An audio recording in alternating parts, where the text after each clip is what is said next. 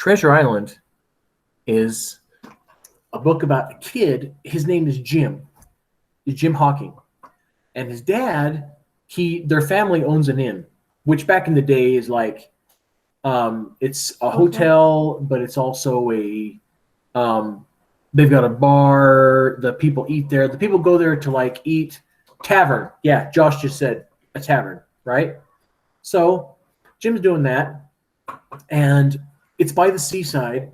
And one day, this pirate comes in, like obviously a pirate. He's big. He's like crazy mean. He comes in and he's like, "I'll be staying here." And he throws some gold down on the table and he goes, "Rum, bread." And so Jim's like, "Okay," and all the like respectable guests are like looking over at him like, "Okay," you know what I mean? Like, whatever, psycho. And so here's the thing, and he starts drinking the rum, and he starts singing this song. He's like, 15 men on a dead man's chest, yo ho ho, and a bottle of rum. Drink and the devil had done for the rest, yo ho ho, and a bottle of rum. And he keeps singing that and like banging on the table, and all the people that are in there are like, nice. You know what I mean? Like, this guy's freaking crazy and he's bugging everybody. And so what happens is he does that all night, goes to sleep, and every day he goes out and he looks in his spyglass and he just watches the sea. And he goes up to Jim one day and he has a piece of gold, which is a lot of money, right? Like in our days, like a coin of gold was for how much they actually weighed. And so a gold coin is, in our day, that's probably about 3 ounces of gold. You're looking at probably about $1,500. So a gold coin is no joke, right? So he holds up a gold coin to Jim and says, "You keep a sharp eye for a man with one leg. If you see the man with one leg, you come and tell me, and I will give you this piece of gold. But I hope I never have to give it to you, because that's the man I do not want to see." And Jim's like, okay, right? Jim's like 15 years old. You know what I mean? So he's like, all right, I'll keep my eye out for this dude, right? So, and, but it turns out that this guy stays like not just overnight. He stays like a couple months, and he never pays any more money. He just, that first initial gold, like he put down a couple of gold pieces, right? But he drank his way through that fast because he's drinking rum every night and having them bring him his food. Like he's eating all of his meals, plus the room amount, plus all of the rum he's drinking. He has way overdone that. But when Jim's dad is sick, right? And so they're like, it's just Jim and his mom because his dad's kind of sick in the back. And whenever they approach this guy, they're like, any way you could throw us a little more money because you're out of, the money you gave us has been exhausted. And he's like, 15 men on a dead man's chest, yo ho ho, and a bottle of rum. And he like gets really mean and starts singing his stupid pirate song like really loud. And they're like, ah, right? So they stop even asking him. And the same thing every day. He's out there looking at the thing, and always like every time Jim comes by, he like holds up a thing and goes, "Chill, bro." He holds up the gold coin and he's like, "The man with one leg, but I hope I never have to give it to you."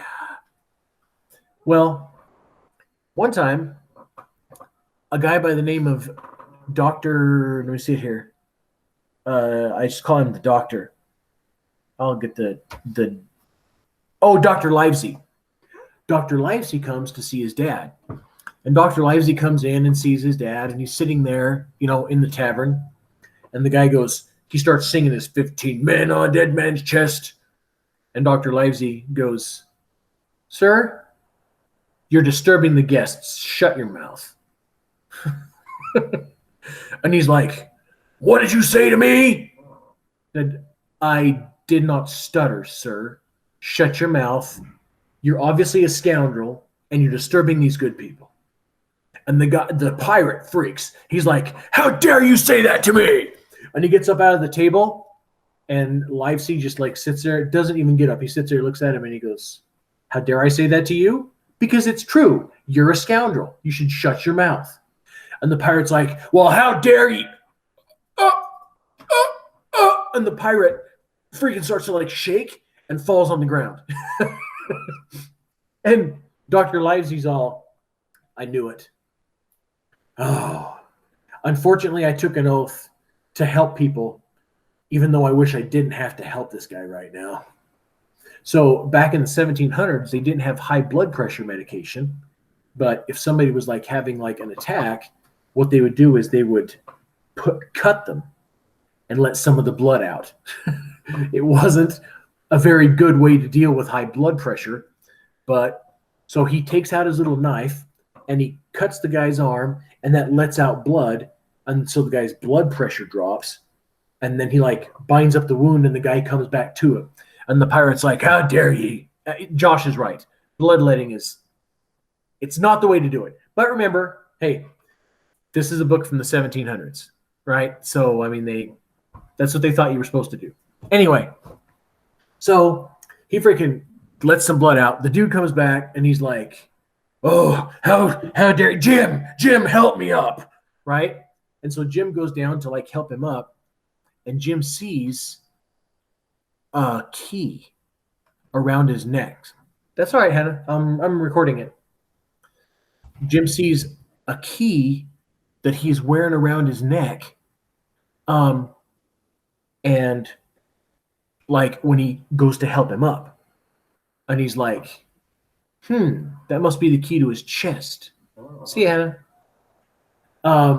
Because when he came in with a big sea chest. The big pirate chest is what we call them. They were sea chests. That's what they were. Like that's what they carried their stuff in, because they were pretty waterproof. So seamen, people who went to the sea, whether they were pirates or not, had a big chest for their personal belongings. And the chest is obviously locked, and Jim's like, that must be the key to his chest. So, well, he helps him up, and Dr. Livesey says, "Sir, if you don't stop drinking rum, the world will be done and not have to worry about you. So you've been officially warned." He's like, "I would not be angry if you kept drinking rum and died, but as a doctor, I have to warn you. If you keep drinking rum, you're going to die." And he's like, yeah, it's a good point. No, so he's like, okay. And then the doctor leaves. Jim takes the sailor back, he helps him back up to his room. And so the sailor stays in his room, takes his meals in his room for another day or two. And one of these days, as Jim is bringing up the meals, he brings up the meal to the sailor, and the sailor gives him some gold, gives him a few more pieces of gold. And he's like, "There, that'll satisfy your mother." Jim's like, "Good, right?" Well, quarantine, kind of, right? No, anyway, so what happens is he, all of a sudden, he starts going down and starts getting to be normal. And the sailor still is, the pirate's still looking out for somebody on the horizon, but he's taken to going for walks. Instead of just looking out the tavern window, he goes for long walks and watches the beach, right? So one day, a guy comes in with 3 fingers. 2 of his fingers have been cut off. And this guy's creepy. And the guy comes in and sees Jim, and he goes, "I'm looking for Bill Bones." And Jim's like, I don't know a person by that name. And he goes, "Bill Bones is the name of my old shipmate. He's a big guy." And he describes the guy exactly, right? And he goes, "All right, he's got a scar on his neck where a blade almost got him." And Jim's actually seen that scar, so he knows that this guy's talking about the pirate, right? They know his name. And he's like, he stays here if you'd like to wait, have some food and a drink. When he gets back, you'll see him. So the guy sits down, and he sits there in like the very corner table, like with his back against the wall, just like this the whole time. And Jim's like, "Oh, freak, man. 2 of them now, right?" But so the Bill Bones, who we know now is the pirate, comes back. And when he looks over and sees this guy, he freaking goes pale. He's just like, and he goes over and he sits down next to the guy, and they start to talk really quietly. Jim is trying to hear what they say, but they're like, yeah, that's funny. They're like whispering, right? And he can't hear anything they're saying, but they're whispering. And then all of a sudden, they like a fight breaks out. Bill is like, "By God, I'll kill ye!" And he stands up and he takes out his sword, right? His cutlass. He takes out his sword, and the other guy stands up, and Bill kicks out his sword, and then Bill, and he falls down again. He has another one of those freaking strokes, right? So he falls down.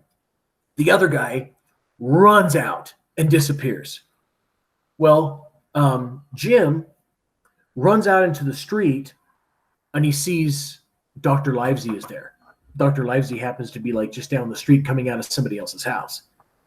And he's like, "Doctor, doctor, doctor." And he calls over the doctor. And the doctor sees Bill on the floor there. And Livesey's all, "I wish you hadn't asked me over here. Because now, because of my oath as a doctor, I have to save this guy's life. I wish you hadn't asked me to come over here because we'd be better off if he died." But he goes down, does the little bloodletting thing again, right? And the guy comes back too, and he says, he goes, "Jim," the doctor says, "also as a doctor, I have to forbid you from giving this man any more rum. I have to tell you that any more rum for this man is death. So help the man to his room. Don't give him any more rum." Well, Jim helps the guy back up to his room. And he goes,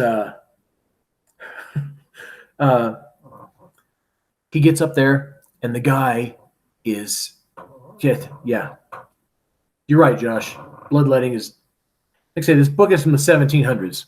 They didn't know that wasn't a smart way to do it. But, so he's upstairs now, and Jim gets the word that, the old pirate keeps asking for rum. "Jim, give me rum. Jim, give me rum." And he's going through withdrawals, and he is freaking sweating profusely. Like the guy's sitting in his bed, just sweating. But he can't get up, because if he tries to get up, he staggers, right? And so he's sitting there in bed. He's like, "Jim, Jim, my boy, Jim, you'll be my salvation if you give me a drab of rum, just a little bit. That doctor's stupid. He doesn't know what he's talking about. There's been times that I had nothing but rum and bread for weeks, my boy. That doctor's dumb. Give me a drab of rum." And Jim's like, I can't do that. I told him I would do it, right? Well, and right then, Jim hears that his mom yells, "Jim, it's your dad." And Jim's dad is passing away. Jim's dad actually dies. And so they go to his dad's funeral. They come back, it's sad. They come back from his dad's funeral, and Jim is like, yeah. And Jim's coming back from his dad's funeral, and he's walking back, and he is walking back a little slow, as you would figure, right? And the guy comes up to him, and the guy is blind. on the street. The guy's like got his cane, a blind guy, and the blind guy's like, I hear me some footsteps. Is that a young man? Young man, I need your help. Guide me to the Admiral Benbow Inn is the name of the tavern, right? And Jim's like, I can certainly take you there. My father, rest his soul, was the proprietor of that inn, so I actually work there. It's my family's inn. So he's like, take me there. And he reaches up to grab Jim's arm, right? And Jim's taking him. And Jim's like, so are you just a traveler that you are going to be staying at our inn, like making small talk, right?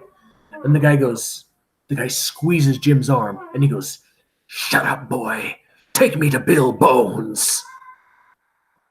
And Jim's like, oh, crap. He like tries to get away, but this guy's strong, right? And he's noticing, he's like, I don't know if this guy's really blind.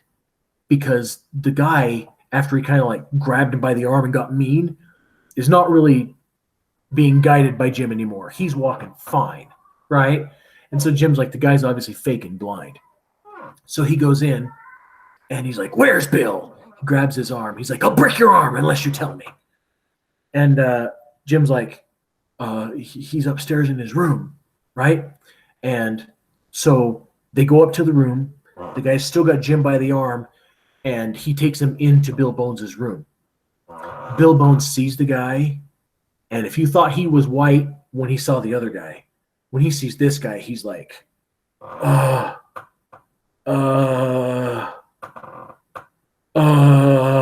he's just sitting there completely at a loss, right? This guy goes out, hands him a black piece of paper about this big. Boom. And the guy goes, the black spot, Bill. Ye been warned.